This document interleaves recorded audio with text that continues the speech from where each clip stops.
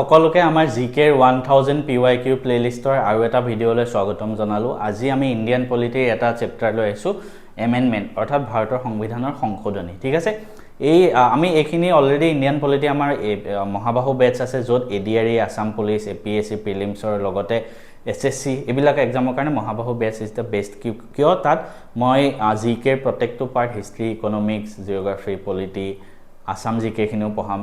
তো এইখিনি বস্তু কমপ্লিট কৰি তাৰোপৰি মেথছো আছে, তাত ৰিজনিঙো আছে। প্ৰত্যেকখিনি বস্তু থিয়ৰী, নোটছ, MCQ, ই-বুক, মক টেষ্ট যি লাগে চব বস্তু আছে এটা প্লেচত। তো সেইটো লৈ ল'লে একো নালাগে। তো সেইখিনি আমি তাত পঢ়োঁ আৰু প্ৰেক্টিছ কৰিবৰ কাৰণে আমি এনেকৈ অলপ অলপ প্ৰেক্টিছ কৰি থাকোঁ তাত যি কৰোঁ। ঠিক আছে, আজি যিখিনি কৰিম এইখিনি আগতে আহি যোৱা প্ৰশ্ন হয়। ঠিক আছে, আমি অলৰেডি থিয়ৰী ক্লাছত পঢ়িলোঁ, গতিকে আমি ডাইৰেক্ট কুৱেশ্যন প্ৰেক্টিছ কৰিবলৈ যাম এতিয়া।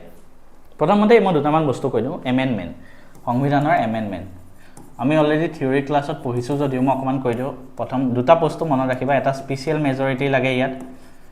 এমেণ্ডমেণ্ট কৰিবলৈ স্পেচিয়েল মেজৰিটি লাগে। এতিয়া এইটো কি বস্তু হয় মই অলৰেডি দিয়া আছে আমাৰ ক্লাছত। তো ক্লাছত তোমালোকে সেই পাৰ্টিকুলাৰ এমেণ্ডমেণ্টৰ ক্লাছটো চাবা, তাত কৈছোঁ স্পেচিয়েল মেজৰিটি মানে 2/3 of present and voting plus 50% and above supporting, দুটা কণ্ডিশ্যন আছে। আৰু এটা চিম্পল মেজৰিটি আছে, সেইটো কি হয় তাতো কোৱা আছে।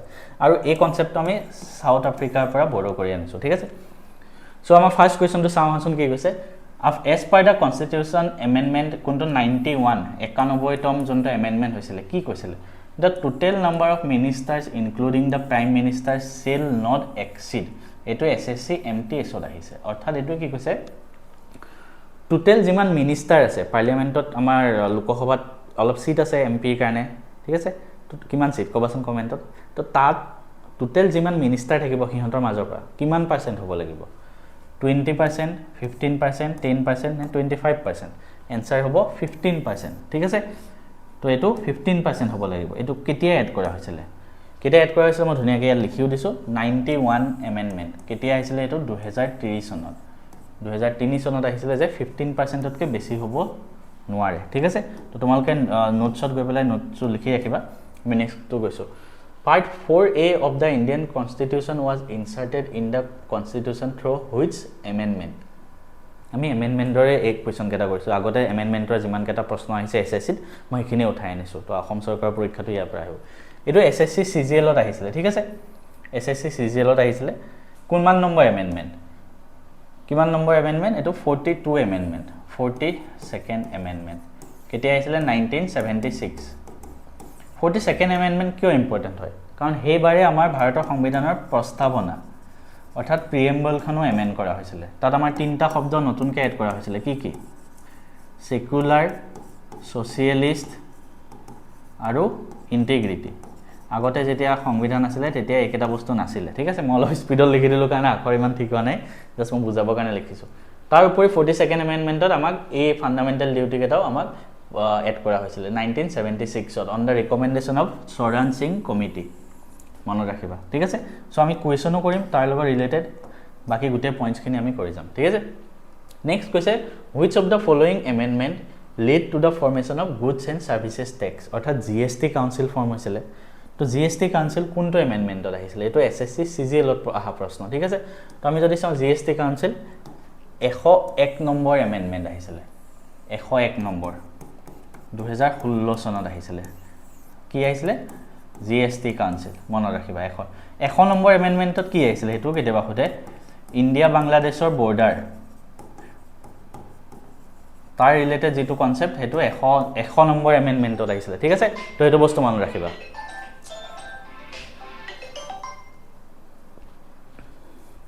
ঠিক আছে, চ' তোমালোকে এইটো বস্তু মনত ৰাখিবা। আৰু এইটো আৰ্টিকল 279(8) এইটো বস্তু এড কৰা হৈছে। তাৰপিছত মই যদি চাওঁ আৰু তাৰপিছত কি কৈছে, in which of the following year did the constitution act come in to force? 100। হয়তো মই অলপ আগত কৈ আছিলোঁ না 100 নম্বৰ এমেণ্ডমেণ্ট। তো 100 এমেণ্ডমেণ্ট কোনটো চনত আহিছে সুধিছে। 100 এমেণ্ডমেণ্টত কি হৈছিলে? 100 এমেণ্ডমেণ্টত হৈছিলে ইণ্ডিয়া বাংলাদেশৰ বৰ্ডাৰ। তো বৰ্ডাৰ যোনটো ডিছপিউট চলি আছিলে এইটো ৰিলেটেড আহিছিলে। তো দ্য কনষ্টিটিউশ্যন 100 এমেণ্ডমেণ্ট 2015 চনত আহিছিলে। 2015 চনত আহিছিলে 100 নম্বৰ এমেণ্ডমেণ্টটো। তাত কি হৈছিলে? It ratified the land boundary agreement between India and Bangladesh. ইমানখিনি মনত ৰাখিলেও যথেষ্ট। ইয়াৰ এক বছৰৰ পিছত 2016 চনত 101 নম্বৰ এমেণ্ডমেণ্ট আহিছিলে তাত কি আহিছিলে GST কাউন্সিল ঠিক আছে তো এটাৰ লগত এটা ধুনিয়াকৈ ৰিলেটেড আছে তো এই কনসেপ্টখিনি তোমালোকে মনত ৰাখিবা আমি নেক্সট কোৱেশ্যনত যাওঁ নেক্সট কোৱেশ্যনটো কি কৈছে which of the following article was amended in the constitution 5th amendment অৰ্থাৎ আমাৰ দেশৰ সংবিধানৰ 5 নম্বৰ এমেণ্ডমেণ্ট কেতিয়া হৈছিল 1955 চনত তো এসএসসি সিএইচএস লত অহা প্ৰশ্ন কোনটো আৰ্টিকেল এমেণ্ড কৰা হৈছিল এইটো আৰ্টিকেল 3 ঠিক আছে আৰ্টিকেল 3 একদম বেসিক তো আৰু আৰ্টিকেল 3 কি আছে আৰ্টিকেল 3 আছে যে article 3 deals with the formation of new state and the alteration of area and boundary অৰ্থাৎ নতুন ষ্টেট বনোৱা ভাৰতত বা অলৰেডি থাকা ষ্টেটৰ আমি বাউণ্ডাৰী চেঞ্জ কৰা হেতু আৰ্টিকেল 3 এ ডিল কৰে মনত ৰাখিবা আৰু হেতু তেতিয়া 5 নম্বৰ এমেণ্ডমেণ্টত এক কৰা হৈছিল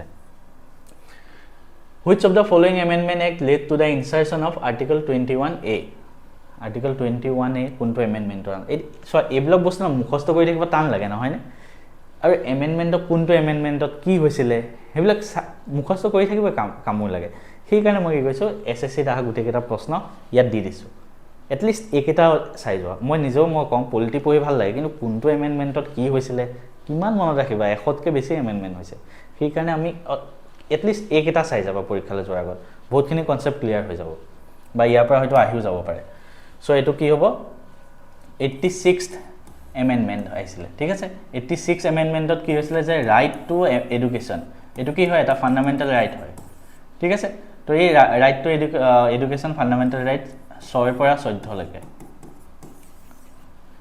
6 পৰা 14 বছৰৰ ভিতৰত ল'ৰা ছোৱালী ফান্ডামেন্টাল ৰাইট আছিল যে right to education article 21A article 21 এ কি কয় আমাৰ সংবিধানত এটো এটা ফান্ডামেন্টাল ৰাইট হয় লাইফ এণ্ড লিবাৰ্টিৰ ওপৰত ডিল কৰে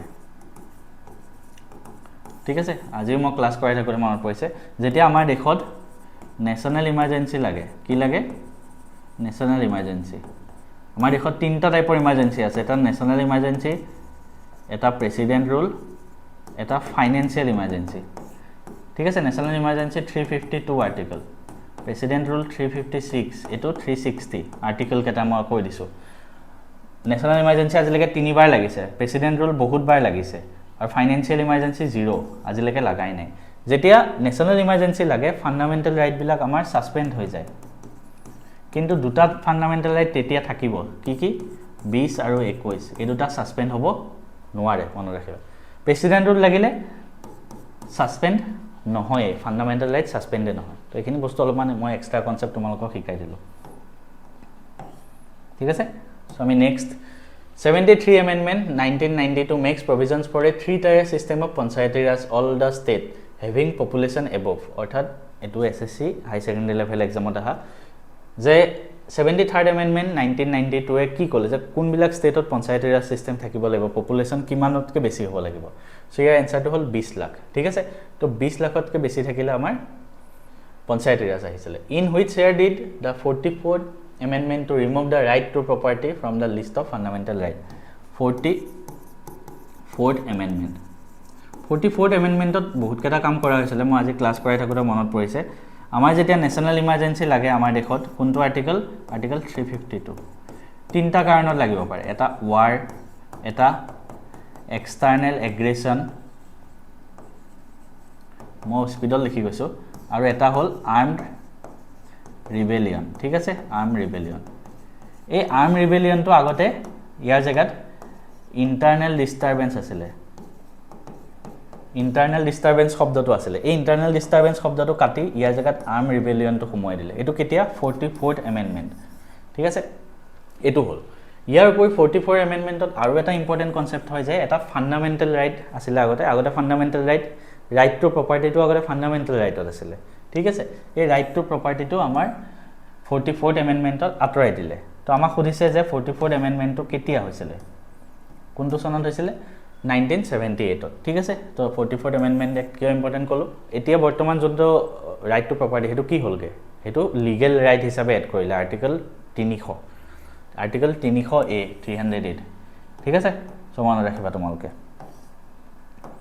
তাৰপিছত how many DPSP of the original list in the Indian constitution were amendment by 44th amendment 44th আৰু এটা ইম্পৰ্টেন্ট DPSP এটা amend কৰিলে কোনটো 1 এটা ডিপিএছপি এমেণ্ড কৰি দিলে ঠিক আছে তো এমেণ্ডমেণ্টৰ ৰিলেটেড যিকেইটা আগতে অহা প্ৰশ্ন হয় মই আকৌ কৈ দিছোঁ যিকেইটা আগতে আহি গৈছে সেই প্ৰশ্নকেইটাই মই ইয়াত ধুনীয়াকৈ এড কৰি দিছোঁ বহুতকেইটা এমেণ্ডমেণ্ট ৰিলেটেড কুৱেশ্যন আছে তোমালোকে গোটেই এমেণ্ডমেণ্টখিনি পঢ়ি থাকিবলৈ কামোৰ লাগে বা মনত ৰাখিব দিগদাৰ এটলিষ্ট এইকেইটা কুৱেশ্যন ইয়াত 26টামান কুৱেশ্যন আছে 25টামান কুৱেশ্যন আছে এছএছচিত আগতে আহি যোৱা প্ৰশ্ন এই এমেণ্ডমেণ্টকেইটা মনত ৰাখা আৰু ইয়াৰ ৰিলেটেড মই ইনফৰমেশ্যন কিছুমানো এড কৰি গৈছোঁ তো এই গোটেই কুৱেশ্যনকেইটা কি কৰিবা যিসকলে আমাৰ কোৰ্চত আছা তোমালোকে এমচিকিউ ফোল্ডাৰত যাবা তাতে এই কুৱেশ্যনকেইটা পাই যাবা ঠিক আছে তো এইকেইটা তোমালোকে তাৰ পৰা গৈ প্ৰেক্টিছ কৰিবা লিখি ৰাখা যি কৰা তোমালোকৰ কথা তাৰপৰা ডাউনলোডো কৰি ৰাখিব পাৰা খালি প্ৰেক্টিছ কৰিবা সকলো